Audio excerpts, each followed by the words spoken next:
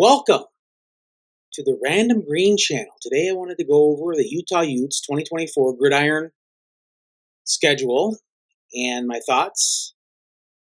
So I'll just jump right into it. Kyle Whittingham has been a coach there since 2005. And so I think they already were named his replacement. And it sounds like so he's probably in his last couple years of coaching. So, and they got a good class coming back, or got good returners coming back. I forgot about Cam Rising, their quarterback. He injured himself in I think it was Utah versus Ohio State or the Rose Bowl, and he tore his ligaments and it was sat out the 2023 season. So he's back, and they lose a couple, I think, O-line to the NFL. Maybe not didn't get drafted or anything, but they returned some players and the quarterback. They got some defensive players. It sounds like they have a pretty good tight end coming back, and Brant Cuthie, hope I pronounced the name correct.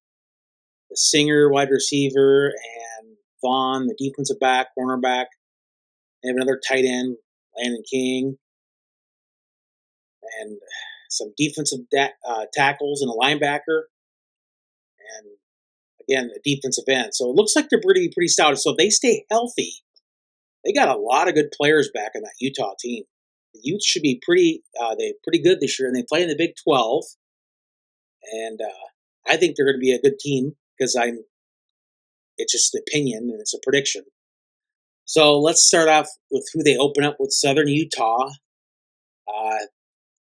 I'd have to say a win for them, for Utah. And it probably would be convincing, I would imagine. But again, Southern Utah is an FCS team. I think they were 6-5 last year, if I remember correctly. They were pretty good. And then Baylor at home. I think they played Baylor last year, the year before. But they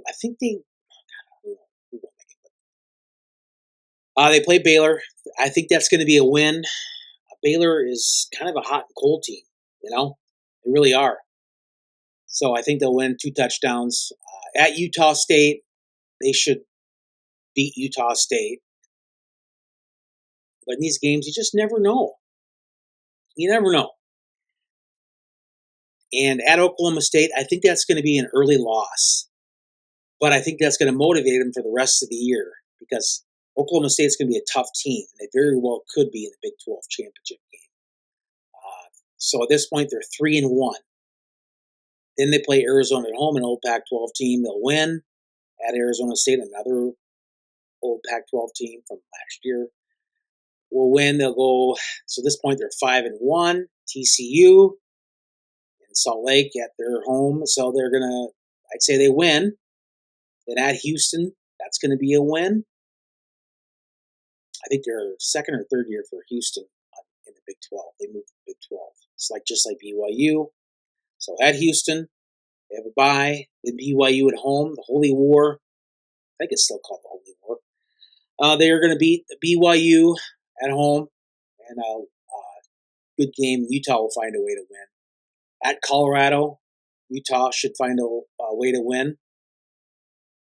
And Iowa State at home. Iowa State's not a bad team. They're no slouch. These are not going to be easy games by no stretch of the imagination.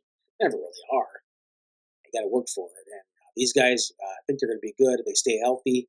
They'll beat Iowa State. Then at UCF, that'll be a tough game. Even if Central Florida's not that good, I still think that'll be a good game. But Utah will find a way to win. They're 11-1. And my prediction, I was hesitant in saying thinking Oklahoma State would actually get to the Big 12 title game because I think they will. I think it'll be Oklahoma State, Utah in the Big 12 championship game. I think it's going to be, even though the running back just recently now was arrested for DUI. So we'll see how that pans out.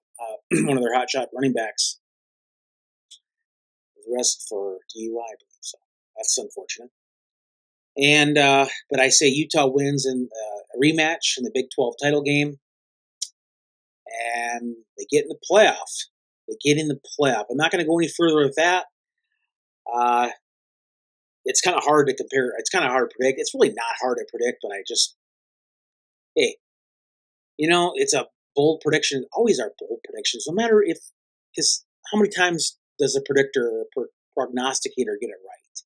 Even the ones who get paid lots of money to tell you what they think, they're usually wrong. So anyway, I want to thank everybody for coming on the channel, and you all have a great day.